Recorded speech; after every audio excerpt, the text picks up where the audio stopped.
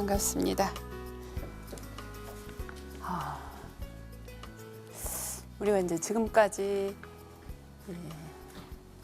1000명을 어떻게 계승을 하고 또 1000명이라고 하는 게 실제적으로 우리들한테 무엇을 제시하고 있는가 하는 것에 대해서 살펴보았습니다.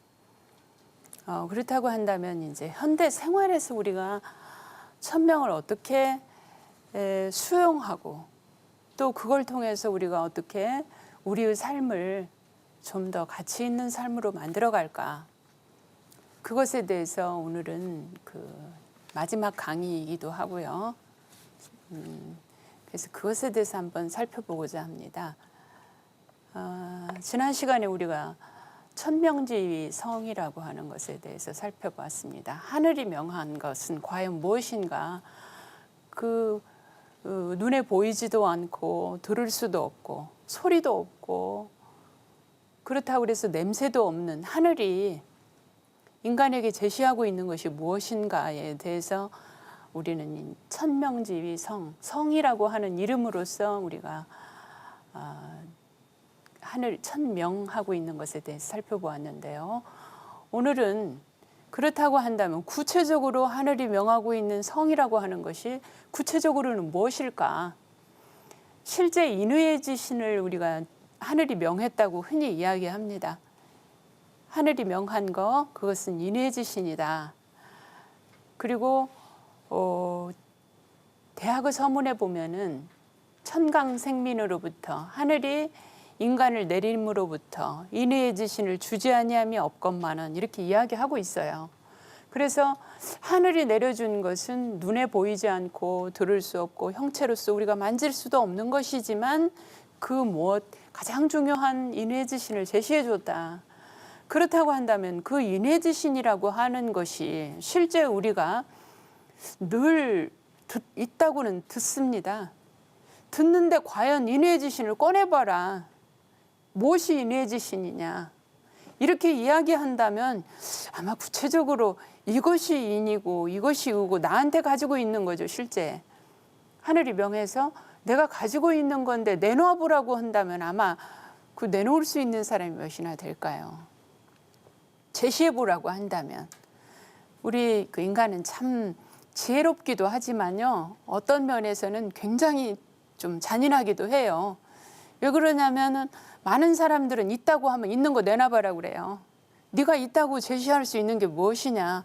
그리고 눈에 보이는 것만 믿습니다. 눈에 보이지 않는 건 안 믿어요. 근데 우리가 그 지선하고 지극한 그 귀한 것이 내가 가지고 있지만 그걸 내놔보라고 한다면 내놓을 수 있는 게 없단 말이에요. 그래서 전국시대에 오면은 공자가 이야기한 사상을 이어받아서, 공자와 맹자는 한 100년 차이가 납니다만은 전국시대예요. 가장 어지러웠던 주나라 가장 말기에 맹자가 태어나는데 공자의 사상을 이어받아서 그 당시에 이제 많은 학자들이 아마 그랬던가 봐요. 너 내놔봐라. 무엇이 인의의 지신이냐. 그러면 하늘로부터 명받았다고 하는데, 인의의 지신을 명받았다고 하는데 뭘로서 증명할 수 있느냐. 그래서 맹자가 제시한 게 성선설입니다. 그래서 우리는 사단지설 이렇게 이야기하죠. 그 인이 있다고 하는 실마리, 의가 있다고 하는 실마리를 내보이는 겁니다. 그것이 이제 성선설이라고 하는 말로 제시되고 있는데, 그럼 이와 같이 우리가 하늘이 명한 것이 성이다, 인이다, 덕이다 이렇게 많은 이야기를 하고 있는데, 그렇다고 한다면 그 하늘이 명한 덕이다. 공자는 천명을 덕명이라고 이야기합니다. 하늘이 명한 것은 바로 덕을 명한 것이다. 그래서 분명하게 덕명이라고 제시하고 있어요. 그렇다고 한다면 덕이라고 하는 것은 무엇일까? 하늘이 명한 게 천명이 덕명이라고 한다면 덕이라고 하는 것은 무엇일까? 우리가 인간이 가지고 있는 것 중에 가장 선한 것이 어쩌면 그 인일 거예요. 그래서 인륜의 가장 온전한 덕을 인이라고 제시합니다. 그래서 인의의 지신을 구체적으로 이야기하면 인의의 지신이지만 이것을 한마디로 한마디로 이야기한다면 하늘로부터 명받은 것은 인이다. 그래서 인과 덕과 또 이제 오늘 강의할 중이라고 하는 것, 이것에 대해서 오늘은 한번 살펴보고자 합니다. 그래서 하늘이 제시하고자 한 것이 과연 무엇일까? 그러면 유학이 이렇게 수천 년 동안 인간의 행동 규범, 인륜의 행동 규범으로서 유학이 숭상되어지고 또 우리가 지금까지 수천 년이 지났지만 그 유학을 공부하고 또 공자의 학문을 인류의 뭐 가장 스승이다 이렇게 해서 공자의 상을 받들고 지금 그렇게 합니다만, 저는 이제 뭐 종교적인 건 아니고 저는 이제 학문적으로 우리가 그와 같이 하는 이유는 바로 유학이 실사구시하고 있기 때문입니다. 그 면을 좀 화면을 좀 펼쳐줘 보세요. 그러면 실사구시하기 때문에 우리가 유학이라고 하는 것을 가장 높이 치는데요. 그러면 실사구시라고 하는 것이 무엇일까? 우리나라 조선조의 실사구시, 그 북학에서 주장했던 실사구시입니다. 그 실사구시라는 단어는 같습니다만은 이제 여기에서 이야기하는 것은 그 조선조에 숭상했던 실사구시가 아니고요. 우리가 저 글을 한번 생각해 보면은 실제의 사실에 근거해 가지고, 그러면은 우리가 2500년 전의 학문이 지금까지 우리가 이야기해서 내가 지금 2500년 전의 학문을 가지고 지금 제시하면서 이게 옳다고 이야기한다면 많은 사람들은 그럴 거예요. 그 옛날 얘기 가지고 그거 요즘 세상이 어떤 세상인데, 그전에는 흔히 달나라 가는 세상인데 했어요. 지금은 이제 달나라에다 뭐 이제 아마 투기꾼들이 가서 투기하려고 하는 세상입니다. 그런 세상에 2500년 전의 이야기 가지고 지금 제시해서 네가 옳다고 주장하는 것이 맞아지겠느냐 이 말이죠. 근데 그게 아니라는 겁니다. 그래서 실사구시라는 거 하는 것은 실제의 사실에 근거해서, 그러면은 지금 현재 우리가 뭐 달나라가 지금 다른 나라가 아니죠. 이제 우리가 갈 수 있는, 뭐 우리는 좀 어렵겠지만 우리 후손들은 이제 달나라에 여행을 갈 거예요 아마. 근데 우리는 이런 세상에 21세기 그야말로 가만히 앉아서 뭐 아프리카하고도 이야기하고 지금 그러지 않습니까? 이런 세상에 우리가 살고 있단 말이에요. 그런 현대에 살고 있으면서 그러면 현대에 벌어지는 일, 그게 실사죠. 지금 벌어지는 일이 실사라고 하는 겁니다. 과거에 그냥 학문적으로만 옳은 게 아니고 현대에 일어나는 일, 그 실사에 근거해가지고 지금 일어나는 일에 근거해서 그 중에서 가장 올바름을 구하자는 거죠. 그렇지 2500년에 전에 올바랐던 것을 지금 제시하자는 게 아닙니다. 지금 이 시대에 가장 올바른 것이 무엇인가, 그것을 찾아보자는 거죠. 그것을 찾아보자는 것이 실사구시인데, 그 실사구시의 도로서 유학에서는 중용호도를 제시하고 있습니다. 중용호도, 다음 넘겨주시죠. 그리고 중용호도라고 하는 게 유학에서는 이와 같이 실사구시에 대한 구체적인 대안으로서 중용호도를 제시하고 있는데, 이제 중용이라고 하는 건 모두 우리가 알고 있다시피 이 사서 가운데 하나입니다.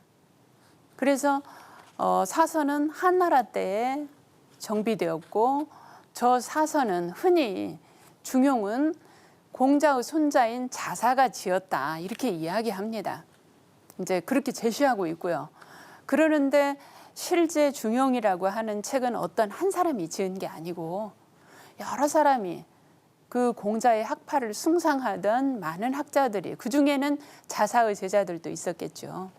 그래서 그런 학파들이 모여서 쓰지 않았을까 이렇게 생각합니다. 그리고 중용이 쓰여진 연대도 어느 한때 딱 앉아서 지금부터 내가 중용을 지어야 되겠다고 쓴 게 아니고 여러 사람들이 또 여러 시대에 걸쳐서 그 책이 보완되어지고 이렇게 지어진 책입니다. 지금은 이제 그렇게 이야기하고 있고요. 그렇다고 한다면 저 중용지도를 저는 이제 실사구시다, 그게 실사구시다 이렇게 이야기합니다만은, 그렇다고 한다면은 다음요. 중이라고 하는 것이 그럼 뭘까? 뭐길래 이렇게 수천 년 동안 실사구시의 학문으로서 제시되어질 수 있는 것일까?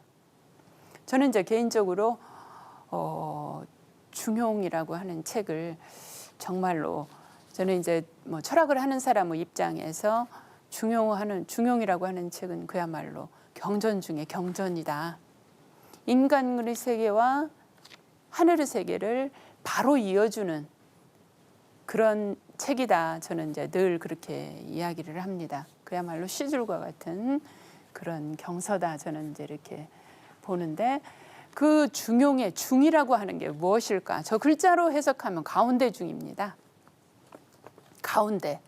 가운데라고 하면 우리가 현상학적으로 가운데라고 하는 개념을 살펴보면 어떤가요?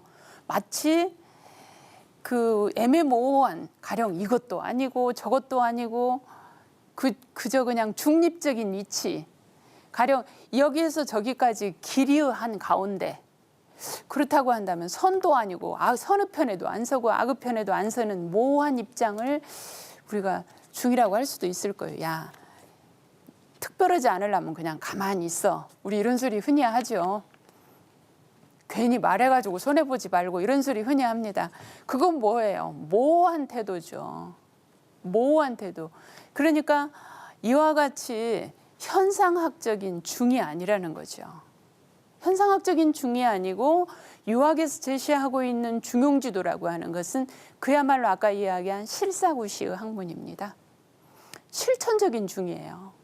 그러면 실천적인 중을 어떻게 제시하고 있길래 이와 같이 이 최고 경전으로 우리가 꼽힐 수 있는가?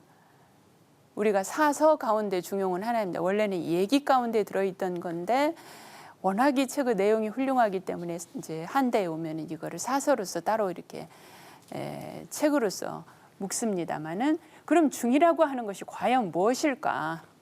중이. 그 중이 아마 우리가 생각하는 현상학적인 중이 아니라는 거죠.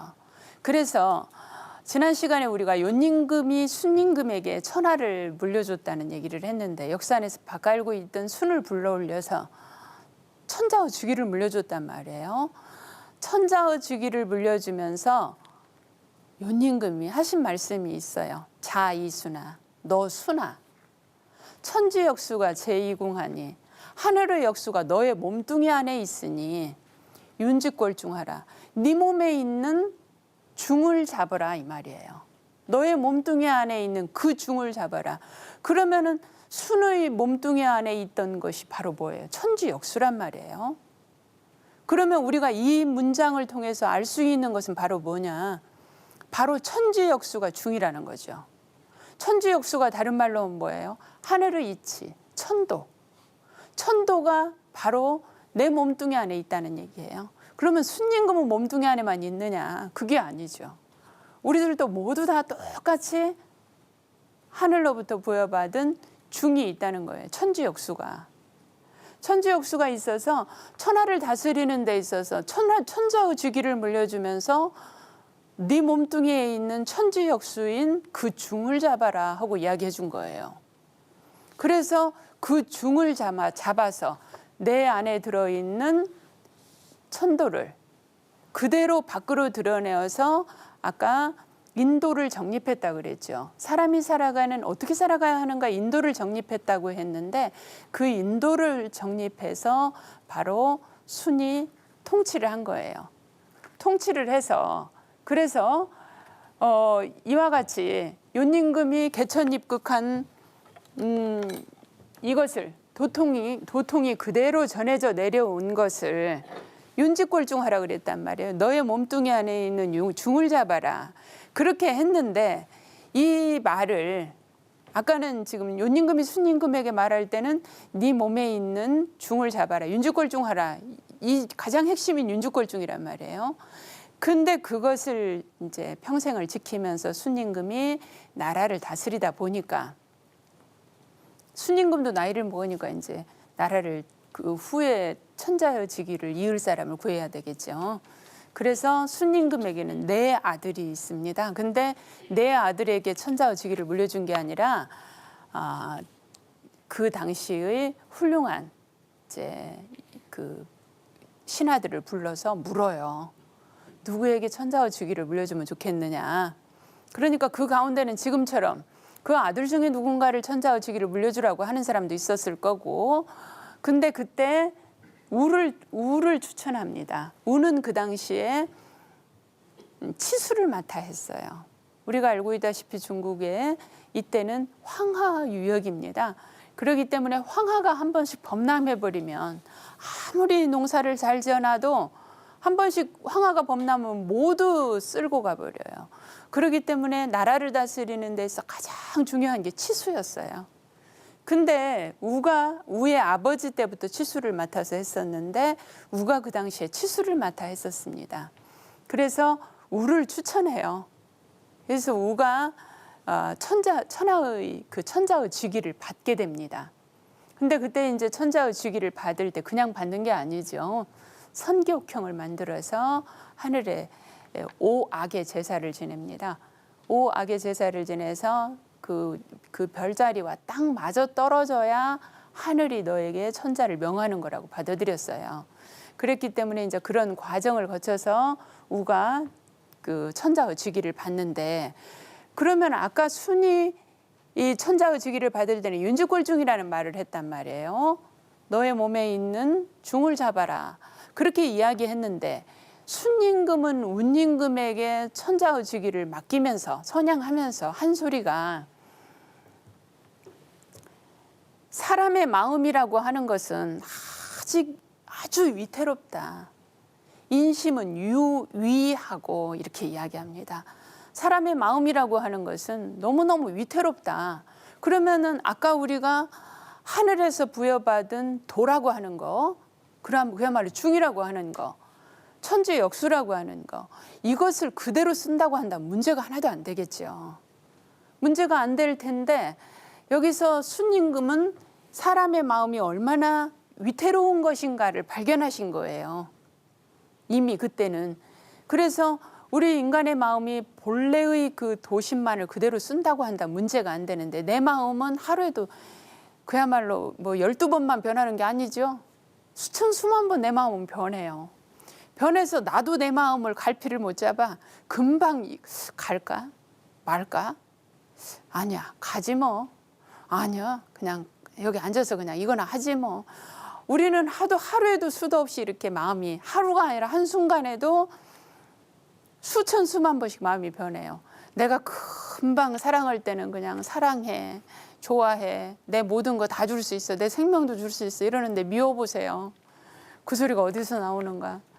우리는 그렇게 변한단 말이에요. 그러니 나도 나를 못 믿어요. 그니 순임금은 이와 같이 인간의 마음이 얼마나 위태로운가를 발견하신 거예요. 그래서 인심은 오직 위태롭고, 그러면 우리가 이 마음이 이렇게 위태롭다고 한다면 나를 뭘 믿겠어요. 그래서 근데 이와 같이 인심은 아주 위태로운데 그 가운데 아주 은미한 도심이라고 하는 게 있다. 도심은 근데 지극히 은미해요. 아주 저 깊은 데에 들어있어. 그래서 이것을 자꾸 꺼내 쓰지 않으면 있는지 없는지도 몰라요. 우리는 어떤가요? 늘 기질이 움직입니다. 내 마음을 움직이는 건 내 기가 움직이고 그래요. 그래서 내 기분에 따라서 뭐든지 좌우해버려요. 그래서 순임금은 뭐라고 얘기하냐면 유정유일이라사 이렇게 얘기합니다. 유정유일. 유정이라고 하는 것이 바로 뭐냐면 오직 내가 내 마음에서 일어나는 모든 움직임을 자꾸 이게 인심이야, 이게 도심이야 이렇게 분별하라는 거예요. 아주 정밀하게. 내 마음에서 내 움직임을 내가 하고 싶어하는 내 판단하는 거, 내가 생각하는 거 이것을 자꾸 구분해 보라는 거죠. 그래서 내 마음속에서 일어나는 이건 내 인심이야. 그렇다고 해서 인심이 나쁜 건 아닙니다. 인심이 나쁘다는 게 아니라 인심은 이렇게 움직인다는 거예요. 늘 좋은 쪽으로도 가고 나쁜 쪽으로도 가고 이렇게 움직이는 것이 인심이에요. 그렇기 때문에 그 일어나는 움직임을 내가 자세하게 정찰해서 살펴서 그 가운데서 오직 도심만을 남게 하는 거야. 에이, 내가 이건 인심이야. 이건 떼내야지. 이건 없애야지. 이렇게 자꾸 내 마음속에서 인심을 떼어내는 작업을 하라는 겁니다. 그렇게 하고 나면 어때? 유정해서 유일만 남기는 거예요. 오직 한결같이 도심만을 남게 하는 겁니다. 내 마음을 늘 나를 살피면 어때요? 아, 이거는 이렇게 생각하면 안 되지. 내가 이렇게 게을러지면 안 되지. 내가 춥다고 이렇게 내가 해야 할 일을 소홀히 하면 안 되지. 이렇게 나를 자꾸 정찰하는 거예요. 그래서 내 마음속에서 오직 도심만을 남게 하는 것이 유일입니다. 그렇게 했을 때 생겨지는 것이 바로 중이라는 겁니다. 그 다음에 도심만을 잡았을 때 그게 바로 중이라는 거예요. 그러면은 우리가 이 문장에서 구체적으로 생각할 수 있는 건 뭔가요?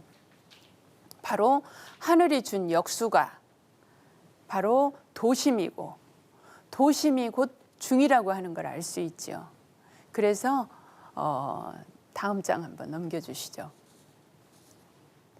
그래서 여기에 보면은 이제 아까 제가 이렇게 설명한 것입니다만은 그래서 요가 한 말은 지극하단 말이에요. 지극하고 그 윤지꼴중이라는 그 한마디 말로서도 모두 다 뜻을 다 했어요.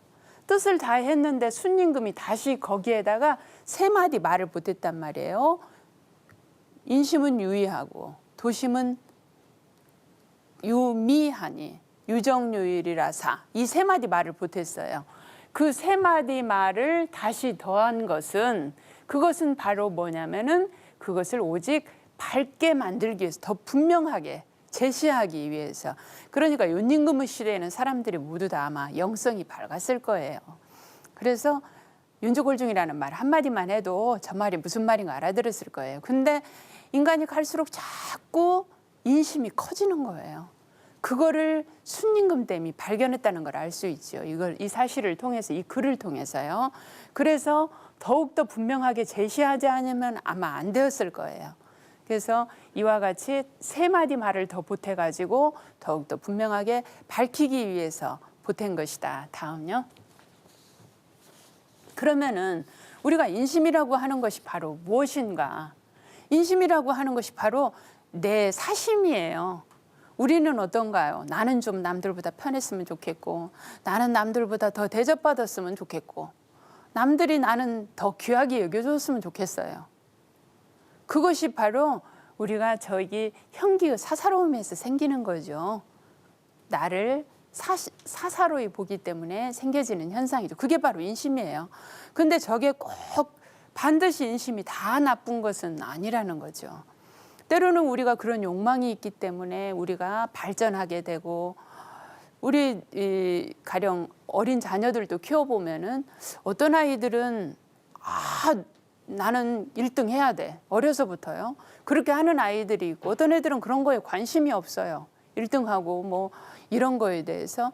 근데 때로는 그런 것들이 자극이 돼서 좀 더 열심히 스스로를 밝히는 노력을 하게 되죠. 그래서 인심이 반드시 나쁜 것은 아니다. 그거를 고를 필요가 있다는 거죠. 그리고 도심이라고 하는 것은 바로 성명의 발음에 근원하는 겁니다. 그러니까 예를 들어서 우리가 이 도심이라고 하는 것은 바로 천명에서 받은 아마 본성 그대로 성명지정이니까요. 본성의 바른 거, 가장 근원적인 거, 그리고 내가 나답게 살아가는 거, 내가 하늘에서 부여받은 본성 그대로 살아가는 거, 그것이 아마 그 성명지정에 바로 근원하는 그러한 도심이 아닐까 싶습니다. 그러면은 이와 같이 도심만이 이러한 선한 이성적 도덕 심정이 된다. 내가 조금 손해 보더라도 의리에 합당하지 않으면 택하지 않고 의리 기준에 재고, 또 내가 조금 손해 보더라도 이게 정말로 해야 될 선이라고 한다면 행하는, 인을 행하는 마음이 있어야 되고, 또 예에서 어긋나지 않으면은 안 하고, 이런 인의의 지신이라고 하는 잣대로 재어서 그런 것이 바로 아마 도심이지 않을까. 다음요. 그러면은 윤지꼴중이라고 하는 것이 바로 중을 잡으란데, 중을 잡으라는 것이 바로 뭐냐? 그럼 저 중을 잡으라는 말이 쉬운 말은 아닙니다. 중용지도라는 말이. 중용이라는 책이 사실은 참 어려운 책이에요. 늘 우리가 인간의 그 그릇으로 우리가 인간의 그릇으로서 하늘을 잴 수가 있겠습니까? 그렇기 때문에 사실은 중용의 내용이 보면 볼수록 참 어려운 내용인 것 같아요. 저도 이 나이까지 제가 5살 때부터 서당에 다녔으니까요. 제가 이 나이까지 유학을 공부하고 경전을 가까이 했지만 지금도 중용을 보면은 내가 그동안 이걸 잘 몰랐었구나. 이게 이거네 하고 깨우칠 때가 참 많습니다. 그래서 앞으로도 아마 더 깨우칠 게 더 있겠죠. 그게 중용이 그만큼 어렵습니다. 그러는데 이 중용에 대해서 주자는 지금 우리 이제 한국에서 주로 공부하는 게 주자주를 공부하고 있거든요. 주자는 우리 모두 알고 있다시피 송명이학자입니다. 이제 청대의 학자이지만 송대의 정주학을 이어받아서 그 완성한 사람이에요. 그래서 유학에다가 거기다 주를 붙였단 말이에요. 그래서 조선조에 우리가 그 주자학을 수용하면서 우리 한국의 유학은 대부분 그 주자학에 매여 있습니다. 그래서 거기에서 거의 벗어나지를 않아요. 그래서 제 책이 제가 그 원시 유학이라고 그래서 주자의 유학에 매여 있지 있은 게 아니고 저는 공자 이전의 학문으로 했거든요. 그래서 아마 문광부에서 우수도서로 선정이 되지 않았을까 싶습니다. 이쪽으로 연구한 사람이 많지 않기 때문에 아마 그러지 않았을까 하는데요. 주자는 중이라고 하는 이 개념을 불편불이한 것이다. 어느 쪽으로도 치우치지 않은 것이다. 그리고 무과불급한 거라고 이야기합니다. 어디에 지나치거나 아니면 어디 미치지 못하거나 그러면 우리가 얼른 생각할 때 뭐예요? 어느 쪽으로도 치우치지 않고 또 지나치거나 부족하지 않다고 본다고 한다면 어때요? 현상학적인 거죠, 그거는. 우리가 저러한 설명은 바로 송명이학에서 생겨지는 이론이에요. 주자는 하늘의 이치를 리로 보았기 때문에 이치로 보았기 때문에 천명으로 보지 않고 이치로 보았기 때문에 저와 같이 설명할 수 있는 겁니다. 그렇다고 한다면 이와 같이 무과불급한 중을 과연 잡으라고 했겠느냐. 그런 의미로 보아서 되지 않지 않겠느냐고 주장하는 것이 바로 실천적 의미에서 보아야 된다고 하는 게 다산 정약용이가 주장하는 겁니다. 저도 고대 유학을 했기 때문에 원시 유학을 했기 때문에 주자의 저런 관점은 그렇게 좋은 관점은 아니다. 뭐라고 설명할 수 없으니까 저렇게 했겠지만은 저건 아니다. 중이라고 하는 것은 실천적 의미에서 중을 윤주골종하라고 이야기하지 않았을까. 그렇다고 한다면 중이라고 하는 건 무엇일까. 다음요. 그러면 중이라고 하는 것은 이제 전체 중용의 책은 전체 내용이 정성성자로 일관되어 있습니다. 정성성자로. 중이 뭐길래? 그럼 구체적으로 중이라고 하는 것이 무엇이길래? 아까 실사구시 하는 것이 이제 더 크게 중용이라고 얘기했는데요. 더 크게 이야기하고 더 자세하게 이야기하면 바로 중용지도다. 근데 그렇다고 한다면 중용의 책에서 전체적으로 이와 같이 정성성자로 설명을 하고 있어요. 그리고 우리나라의 학자인 율곡이나 퇴계 선생님이나 모두 다 저와 같이 정성성으로 설명을 하고 있습니다.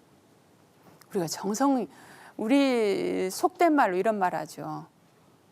정성을 다하면 하늘도 감복한다. 그런 얘기들 해요.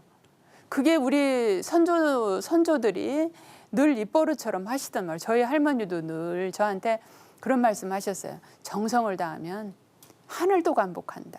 근데 그때는 그 얘기가 무슨 말인지 몰랐어요. 근데 제가 이제 유학을 이렇게 공부해 보니까 그 말이 딱 맞는 말이더라고요.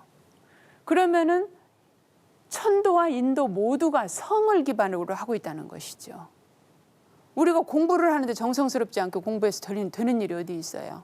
자식 기르는 일도 마찬가지죠.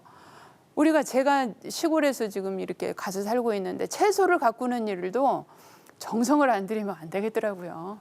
벌레가 금방 먹고 농약을 저도 이제 안 하고 먹을 채소를 이렇게 기르는데 잠시만 며칠만 그거 이렇게 채소 안 들여다보면 벌레가 생겨요.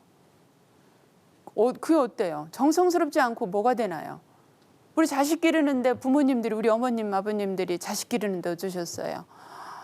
정말로 놓으면 깨질세라, 뭐 불면 날아갈세라고 길렀잖아요. 그게 바로 뭐예요? 정성이란 말이에요. 그러니까 천도와 인도 모두 정성을 기반으로 하고 있다.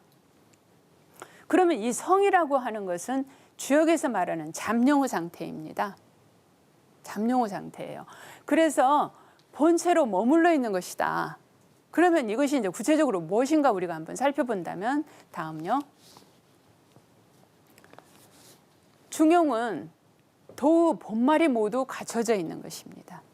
이 중용이라고 하는 말 속에는 아까 이제 정성성자로 일관되어 있다 그랬는데, 그러한 중용이라고 하는 것은 본말이 모두 갖춰져 있다. 이 용이라고 하는 것은요, 항상 상자다, 상야라 하고 설명을 하고 있습니다. 용이라고 하는 것은. 그러면 우리가 항상 상자가 항상상이라는 의미도 되지만 그 떳떳할 상자라는 것도 해석을 합니다.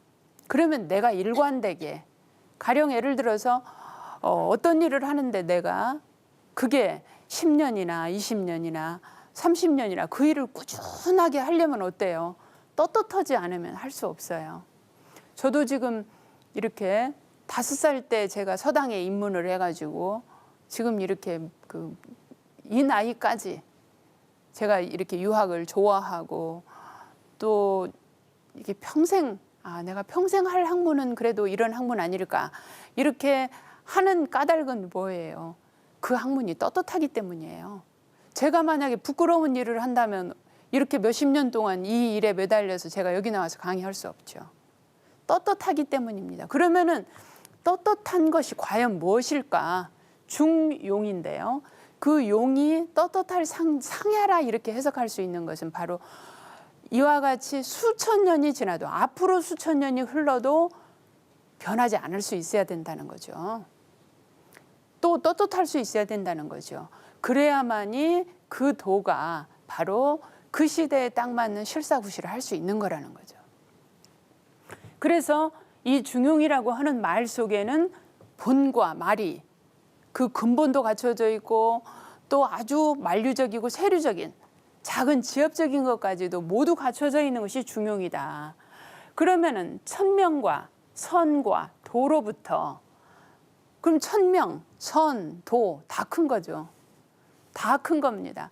근데 그 큰 것만 있는 것이 아니라 중용 가운데는 지극히 은미한 거, 아주 작은 세밀한 것까지도 포함하고 있는 것이 바로 중용지도입니다. 그래서 모든 이 이르기까지 천명으로 귀속되어서 관철되었고, 성기, 자기를 이루고, 나뿐만이 아니라 나를 완성시키고, 나뿐만이 아니라 다른 천지 사물까지도 모두 성물, 이것에 이르기까지, 또 천하와 국가에 이르기까지 모두 지천, 하늘을 아는 것을 통해서 이루어지는 것이다. 그러니까 기준이 어디에 있어야 된다는 것인가요? 내가 삶의 기준도, 내가 인간으로서의 기준도, 또 우리가 하고 있는, 각자의 하고 있는 일 모두 다르죠. 지금은 직업도 어때요? 직업도 아마 숫자를 헤아릴 수 없을 만큼 지금 직업이 많아졌습니다. 옛날에는 산업공상이라고 그래가지고 이 4가지로 우리가 구분을 했지만 지금 4가지가 아니죠. 수천 수만 가지의 직업이 있는데 어떤 직업만이 가령 지천하고 있는 게 아니라는 거죠. 어느 자리에 있든지 청소부는 청소부로서 지천하면 되고, 또 집에서 우리가 가정을 지키고 있는 사람들은 어때요? 가장 중요하게 지천해야 할 사람들이에요. 우리 주부들은. 또 어린아이는 어린아이로서 지천해야 되고, 또 통치자는 통치자로서 지천해야 돼요. 그러면은 어떤 한 계층만 지천해서는 되는 게 아니라는 거죠. 우리가 중용지도라는 게 아까 실사구시란 말이에요. 자기가 처해 있는 환경에서 가장 근본을 구하는 것, 근본적인 바른 것을 구하는 것이 실사구시인데, 그것이 가장 완전하게 갖춰진 게 중용지도라고 했으니까, 그렇다고 한다면은 어느 직책에 있든지 어느 자리에 있든지 모두가 다 지천을 통해서만 이 중용지도를 실현할 수 있다는 겁니다.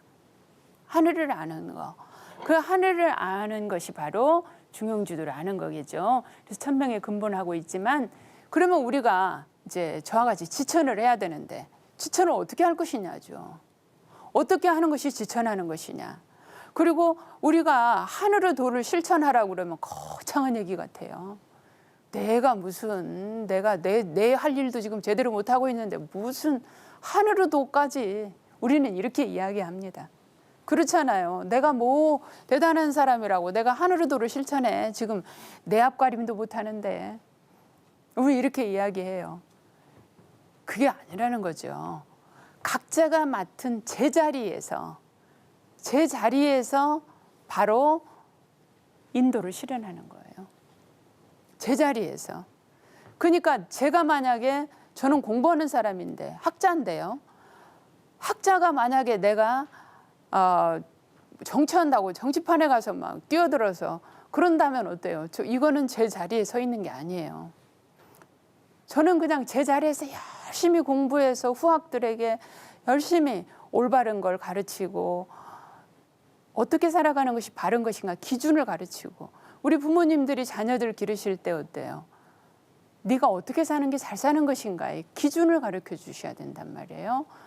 그리고 또 많은 직업이 있지만 그 직업에 종사하시는 그 일 자체를 통해서 천도를 실현하는 겁니다.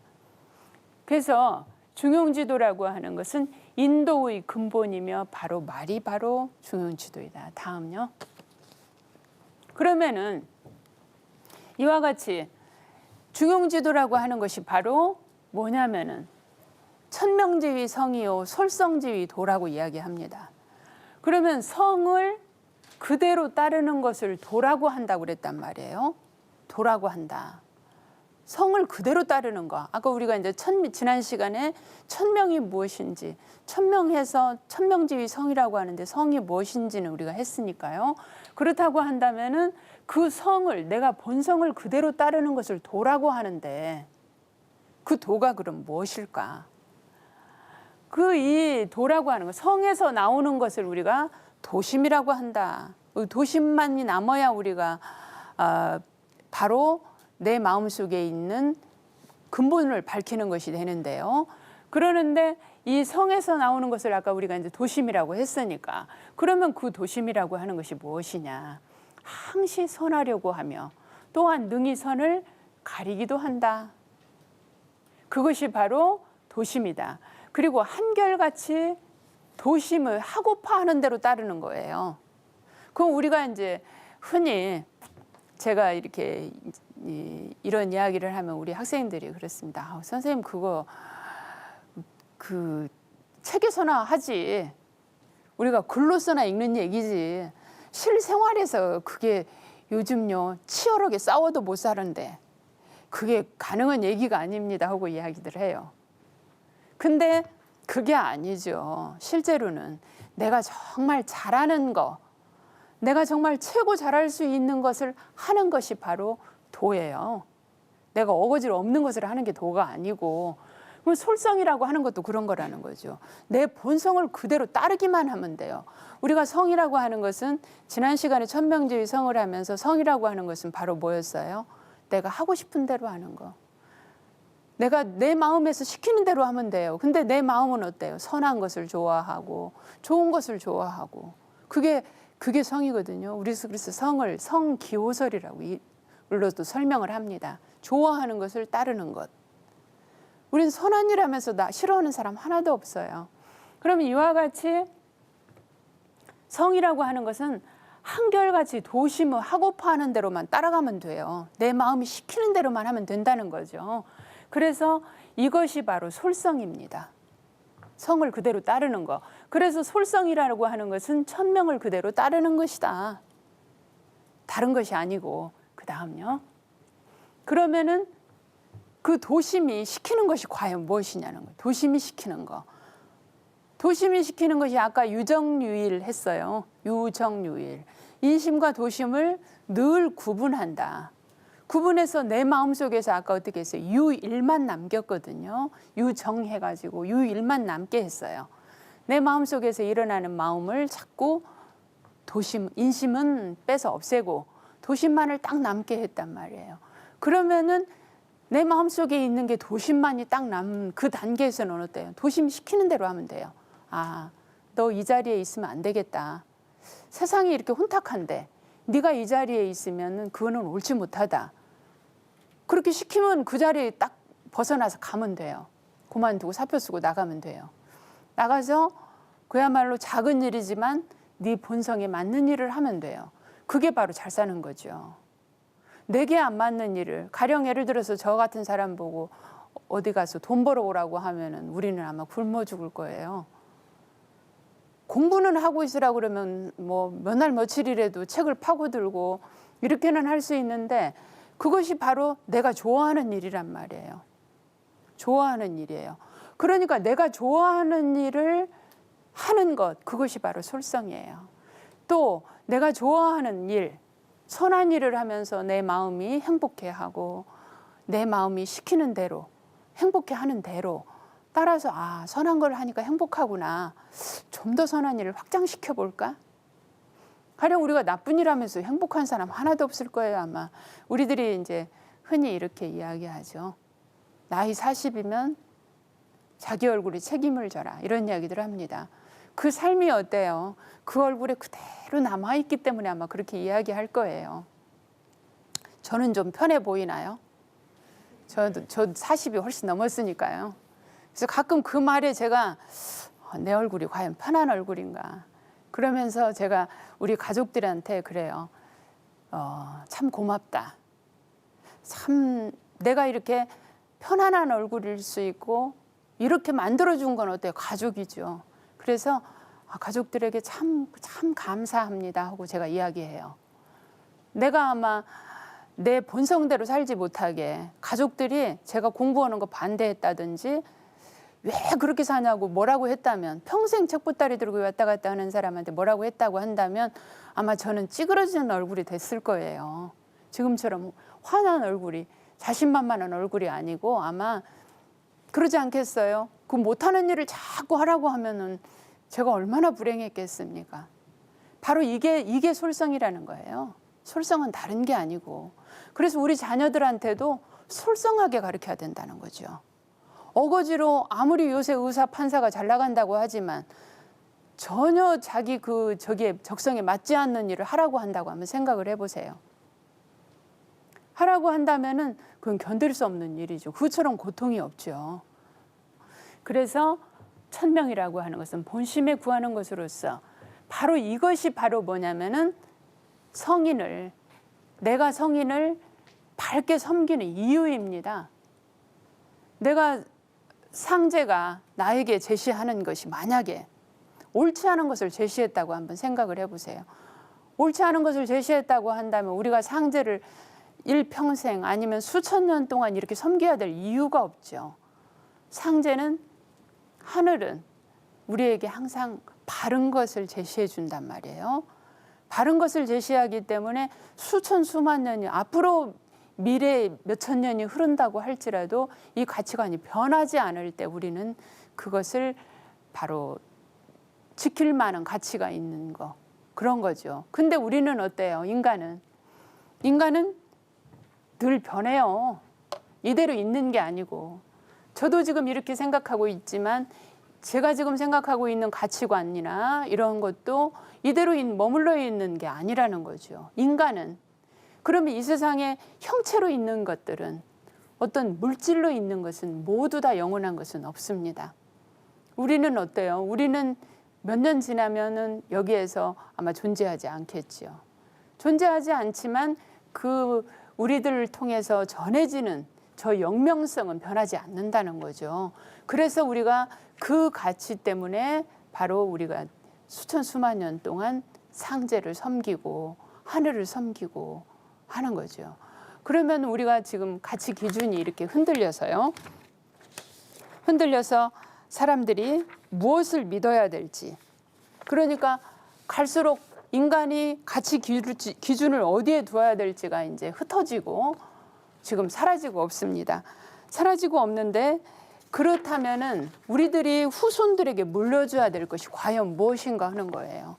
우리가 중용지도를 공부하는 이유는 지금 현재를 살고 있는 아까 우리가 실사구시인데요. 실사구시라고 하는 것이 현실적으로 처해진 지금 현재의 일에서 가장 올바른 것을 구하는 것. 그것이 우리가 중용지도라고 한다면 이 중용지도를 우리가 공부하고 밝히고 하는 이유가 바로 뭐냐. 지금 현대를 살고 있는 우리들이 이와 같이 중의정신, 또 상제의정신, 천의정신, 바로 이것이 다 뭐였어요? 중, 천도, 뭐 성, 덕, 또 아까 정성성 이런 것들이 전부 다 표현은 달랐지만 다 뭔가요? 하늘이 제시하는 천명이란 말이에요. 단어는 지금 달랐습니다만은 바로 이것들이 천명을 제시하는 것들이란 말이에요. 이것들은 다 어떤 것도 형체가 있는 것들이 아니에요. 형체가 있는 것들이 아니지만 이것을 우리가 밝힘으로 인해서 지금 우리가 이것을 굳건하게 지킴으로 인해서 우리 후손들이 이거를 굳건하게 다시 지켜서 그 시대에 맞는 실사구시를 할 수 있다는 거죠. 그 시대에 맞는 중용지도를 구할 수 있다는 거예요. 다음요. 그러면은 도라고 하는 것이 무엇인가? 도라고 하는 것을 이제 글에 보면 이렇게 설명을 하고 있습니다. 우리가 길이 있죠. 어느 때 산에 가보면 뭐 어디 이제 명절 때 우리가 산에를 간다든지 갈 때 어때요? 그 길을 얼마 동안만 사람이 안 가보세요. 숲이 우거져서 길은 없어져요. 숲이 우거져서 길을 찾을 수가 없습니다.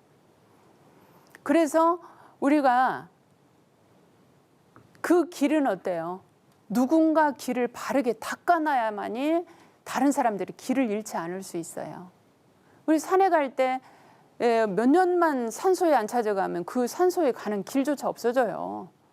근데 누군가가 그 길을 늘 왔다 갔다 하면서 풀도 베주고 길을 닦고 이렇게 함으로써 그 길이 온전한 길이 되고 그래서 누군가 그 길을 찾아가는 사람이 길을 잃어버리지 않을 수 있습니다.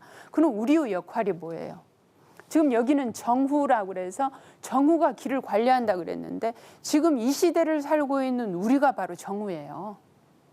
우리가 정후라는 거죠. 부모님들이 정후가 돼야 되고 선생님들이 정후가 돼야 되고 그 지위에서 그 직위에서 그 자리에서 정후가 되어줘야 된다는 거예요. 그래서 우리가 밝혀야만이 어때요? 우리 후손들이 우리 뒤에 따라오는 그 사람들이 후학자들이 후세의 사람들이 그 길을 잊지 않고 다른 길로 가지 않고 길을 헤매지 않고 그 길을 찾아올 수 있다는 겁니다. 그래서 도라고 하는 것은 원래 이게 길도자입니다. 길도자인데 이게 확장어가 돼가지고 뭐 법도도 도도 뭐 또 특히 이게 한대에 오게 되면은요 도라고 하는 개념이 굉장히 커져요.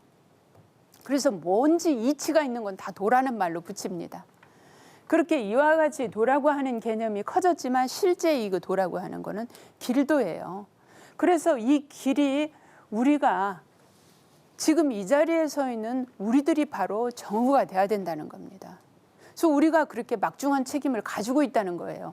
나만 잘 살 게 아니고 우리 모두가 이 길을 갈고 닦고 함으로써 우리 이 길이 막히지 않고 풀로 엉켜지지 않는다는 얘기예요. 그래서 성인이 이와 같이 이 길을 제시한 이유가 있죠. 지금 우리들과 같이 그 시대의 성인들이 길을 밝혀놨기 때문에 성인들이 이렇게 길을 제시하는 길을 계도하는 그 일이 있었기 때문에 지금 수천 년이 지나서 우리들이 이와 같이 뭔가 지금보다는 좀 더 나은 정신으로 좀 더 나은 나를 발현하기 위해서 나의 가치를 만들어가기 위해서 우리가 이 자리에 앉아 있고 고민하는 거죠. 그래서 우리들이 짊어진 짐이 크다는 겁니다. 성인들이 이 일을 만들었다고 해서 성인으로서 그쳐서는 안 되죠. 우리들이 이 성인들이 길을 갈고 닦았듯이 우리들이 이거를 계도할 수 있어야 된다는 거예요. 그것이 바로 교입니다. 수도지위 교 그러죠. 솔성지위 도이요. 성을 그대로 따르는 것이 도이요. 도를 닦는 것이 교이다. 그럼 가르치는 것이 저처럼 무슨 교단에 서 있는 것만 가르치는 거 아니죠. 지금 여기 계신 모든 분들이 그 자리에서 바로 교류를 하셔야 돼요. 가르치는 사람이 돼야 된다는 거죠. 어느 자리에서든지. 근데 내가 어떤 뭐 너 이렇게 해 해서 하는 것은 요새 학생들 지나가는 학생들한테 야, 너 그거 종이 좀 줍고 가라 그러면 안 주어요. 내가 먼저 교화를 시켜야 돼요. 내가 먼저 해야 돼요. 내가 먼저 함으로써 솔선수범한다 그러죠. 내가 먼저 함으로써 교화할 수 있도록 그렇게 해야 됩니다. 다음요. 그래서 바로 가르치는 거, 올바르게 가르치는 거, 그것이 바로 인륜입니다. 사람이 마땅히 지켜야 될 도리, 그게 바로 인륜이죠. 그래서 하늘이 사람의 선악을 살피는 것은 바로 인륜에 있는 것이다. 무엇이 옳고 그른가, 바로 이 선악을 살피는 것이 바로 인륜인데요. 그래서 인륜에 대해서 많은 이야기를 하고 있습니다. 그래서 오교라고 하는 걸 제시하고 있어요. 그럼 우리가 이제 인간의 구성이 부, 모, 형, 제, 자로서 우리가 인간의 구성이 이루어지죠. 아버지, 어머니, 형, 동생, 자식 이렇게 해서 하나의 사회가 구성되고 국가가 건설되고 그렇게 합니다. 그러는데 가장 기본이 되는 이 오품, 부모, 형제, 자에게 가장 근본적으로 지켜야 될 덕목을 제시한 거예요. 그러면은 아버지는 어떻게 해야 되느냐? 그냥 아버지가 위험이나 부리고 큰 소리나 치고 이렇게 해야 되느냐? 그게 아니라는 거죠. 아버지는 아버지로서 반드시 의로우셔야 돼요. 그래서 자식들은 거울이 되어줄 수 있어야 됩니다. 자식들이 성장해가면서 내가 이게 아버지가 안 계실 때도, 돌아가시고 이 세상에 안 계실 때도 어떤 판단을 기로했었을 때 우리 아버지라고 하면 이때 어떻게 판단하셨을까? 의로움의 잣대가 될 수 있어야 돼요. 아버지는. 그래서 의를 제시합니다. 그 다음에 어머니는 어때요? 항상 따뜻해야 돼요. 요새는 어머니 목소리가 커요, 집안에서. 근데 어머니는 언제든지 품어 안아줄 수 있어야 돼요. 세상의 바깥에서 힘들고 지치고 할 때 우리가 어머니라는 단어만 떠올려도 어때요? 따뜻해지고 뭔가 포근함이 느껴지고, 그리고 힘들고 지치면 찾아가는 곳이 누구예요? 어머니잖아요. 어머니는 자애로움의 상징입니다. 따뜻하셔야 돼요. 그래서 어머니는 자라고 하는, 지켜야 될 도를 제시한 거예요. 그 다음에 형은 어때요? 우애해야 돼요. 그래서 아래 동생들을 늘 쌓아 안을 수 있어야 됩니다. 형이 형의 노릇을 제대로 못하면 어때요? 밑에 동생이 공경할 수가 없죠. 그래서 형은 우애해야 돼요. 동생은 공경해야 됩니다. 지가 조금 잘났다 그래서, 지가 좀 돈이 많다 그래서 형을 무시해서는 안 되죠. 그래서 공손해야 된다고 하는 기준을 설정한 거예요. 자식은 어때요? 효도해야 돼요. 그래서 부, 의, 모, 자, 형, 우, 제, 공, 자, 효, 이렇게 하는 반드시 지켜야 될 도를 제시하고 있는 거예요. 그것이 기본이라는 거죠. 우리가 기본이 무너지면 이 세상에 존재할 게 없습니다. 언제 어느 때든지 기본은 살아 있어야 돼요. 그래서 아버지와 자식 간에 이게 이제 우리가 그 아까 오품에서 확장된 것이 바로 제시하고 있는 부자, 군신, 부부, 곤제, 붕우, 이건 어때요? 사회적 윤리입니다. 아까 가족 윤리에서, 부모, 형제, 자의 윤리에서 이제 벗어나면 어떤가요? 사회적 윤리로 확장된 윤리입니다. 근데 기본인 부모, 형제, 자의 기준이 잘 지켜지게 되면 효도하는 자식 밖에 가면은 다 성공해요. 부모님이 효도하는 사람은 밖에 가서 절대 나쁜 짓 안 합니다.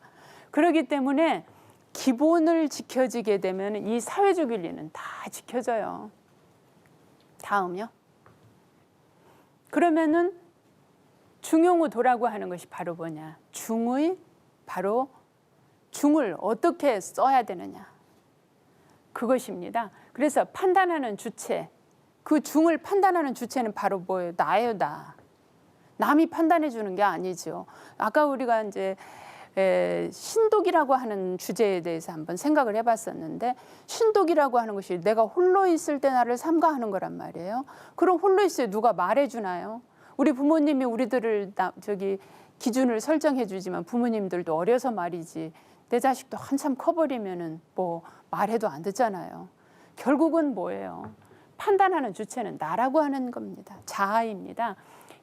희노애락과 같은 감정의 발동까지도 일정한 규범의 준칙, 절도에 맞게 그렇게 해서 중절해야 됩니다. 딱 맞아야 돼요. 이치에. 딱 맞아질 때 그것이 바로 뭐예요? 그게 바로 중용이고 그게 바로 천도를 실현하는 것이다. 그래서 다음요.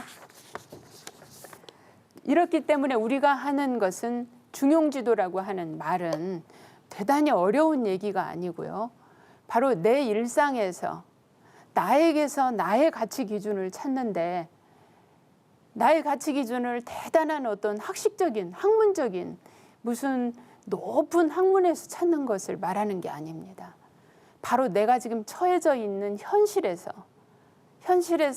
가장 근본적인 옳은 것을 구하는 것이 바로 중용지도라고 하는 거예요. 그래서 지금 이 자리에 내가 서 있는 자리가 어디인가를 돌아볼 필요가 있다는 거죠. 그러면 나는 지금 우리가 천지추나추동으로 본다고 한다면 계절로 보면 나는 어느 계절이고 나는 지금 봄인가 여름인가 가을인가를 한번 생각해 보고요. 또 사회적으로는 내가 어떤 위치에 있는가, 가정적으로는 나는 어떤 위치에 있는가. 나는 막내딸이다. 그럼 막내딸에서 우리 집에서 기쁨조가 좀 되어줄 수 있어야 되죠. 그죠? 나는 막내딸이니까 맨 받기만 해야 되냐, 이게 아니란 말이에요. 그러면은 그 자리에서 사회적 위치, 가정적 위치, 또 내 나이, 또 내가 어느 부위에 속해져 있는가. 그 속해져 있을 때 아까 우리가 중용지도는 뭐였어요? 성이었습니다. 정성성이었습니다. 그래서 이 세상에서 그야말로 정성을 통해서 하늘도 감복시키게 하면 돼요. 그것이 바로 중용이 제시하고 있는, 중용의 정신이 제시하고 있는 것이라고 생각합니다. 그래서 어려서부터 바로 정성을 다하는 것, 그리고 내가 처해진 위치가 무엇인지 저는 우리 학생들한테 늘 하는 소리가 그래요. 방학을 하면 종강을 할 때, 마지막 종강식을 할 때는 저는 학생들한테 내가 이번 방학 때 숙제를 한 가지 준다. 숙제는 다른 숙제가 아니고 너를 들여다보는 시간을 한번 꼭 가져봐라. 지금 네가 처해진 위치가 뭐며, 너는 가정에서 위치는 뭐고, 네가 지금 나이는 몇 살이고, 또 네가 학생으로서는 지금 어느 위치에 있고, 학문적으로는 네가 어디에 있고, 그러면은 지금 이 자리에서 해야 될 것, 갈무리해야 될 것이 무엇인가를 네가 한번 챙겨봐라.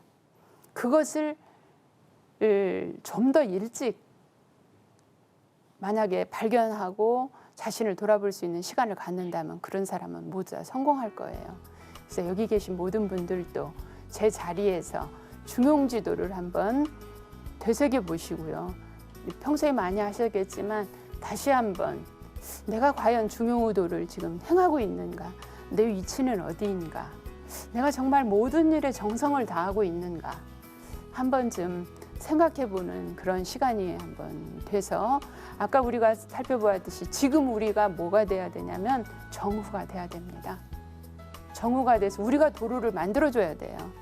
그래야만이 우리 후손들, 우리 후학들이 제 길을 잃지 않고 찾아갈 수 있도록 그렇게 길을 인도할 수 있는 겁니다. 그래서 우리 모두 정후가 되셨으면 하는 바람에서 또 그런 바람을 가져보면서 이 강의를 마치도록 하겠습니다. 긴 시간 동안 수고하셨습니다.